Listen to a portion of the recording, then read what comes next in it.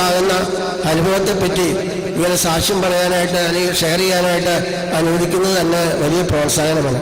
അപ്പോൾ ഒരേ വ്യക്തികൾ തന്നെ ഇങ്ങനെ പറയുമ്പോൾ മറ്റുള്ളവർക്ക് അത് വിരസത ഉണ്ടാകുമോ എന്ന് എനിക്കറിഞ്ഞില്ല. എങ്കിലും എനിക്ക് മറ്റു ധ്യാനത്തിൽ നിന്നും കിട്ടാത്ത പുതിയ അനുഭവങ്ങളാണ് ഇവിടെ നിന്ന് കിട്ടിയത്. ഇദ്ദേഹത്തിൻ്റെ ധ്യാനം കൂടാതിരുന്നെങ്കിൽ ഈ ശുശ്രൂഷയ്ക്ക് തന്നെ നടന്നിരുന്നെങ്കിൽ അതൊരു വലിയ നഷ്ടമായി പോയെന്ന് എനിക്ക് തോന്നുകയാണ്. എന്തോ കർത്താവിൻ്റെ പ്രയാണമുണ്ട്. മറ്റുള്ളവർ ശുശ്രൂഷകരെ എന്നെ കളിയാക്കി ഈ പുള്ളി ധ്യാനം കൂടാൻ തയ്യാറായിട്ടാണ് വന്നതെന്ന് പറഞ്ഞു. എങ്കിലും ഞാൻ അത് ദൈവത്തിൻ്റെ പ്രേരണ തന്നെയാണ്. ഈ കഴിഞ്ഞ ക്ലാസ്സിൽ ഈ സ്വർഗസ്ഥനായ പിതാവേ എന്നുള്ള നമസ്കാരത്തിൽ അന്നു വേണ്ട ആഹാരം ഇന്ന് ഓർക്ക് നൽകണമേ എന്നുള്ള ഇത് ഞാൻ ഇപ്പോൾ 71 വയസ്സ് പ്രായമുണ്ട്.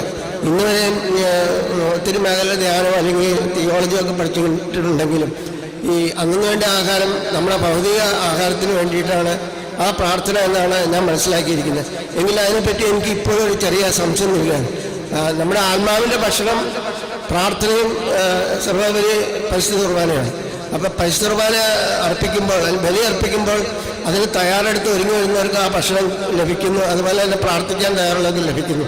പിന്നെ നമ്മൾ അന്നു വേണ്ട ആകാൻ നിങ്ങൾക്ക് നൽകണമേ എന്ന് പ്രാർത്ഥിക്കുമ്പോൾ അത് ഈ ലൗകിക ഭക്ഷണമല്ലേ എന്ന ഒരു ചിന്ത എനിക്കിപ്പോഴും വരുന്നുണ്ട്. കാര്യം നമ്മൾ വചനം മനുഷ്യ അപ്പം കൊണ്ട് മാത്രമല്ല ജീവിക്കുന്ന ദൈവത്തിൻ്റെ പാതയിൽ നിന്ന് പുറപ്പെടുന്ന വചനം കൊണ്ടാകുന്നെന്ന് കർത്താവ് പറയുന്നുണ്ട്. അതുപോലെ തന്നെ ദൈവത്തിൻ്റെ നീതി അവൻ്റെ രാജ്യം അന്വേഷിക്കും, നിങ്ങൾക്ക് ബാക്കിയെല്ലാം നൽകപ്പെടുന്നു ഈ വചനം പറയുന്നുണ്ട്.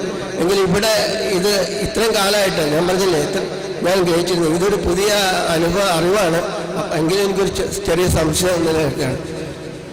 പിന്നെയുള്ള കാര്യങ്ങൾ ഞാനിപ്പോൾ ഓർമ്മിക്കുന്നില്ല. ദൈവത്തിനും നന്ദി.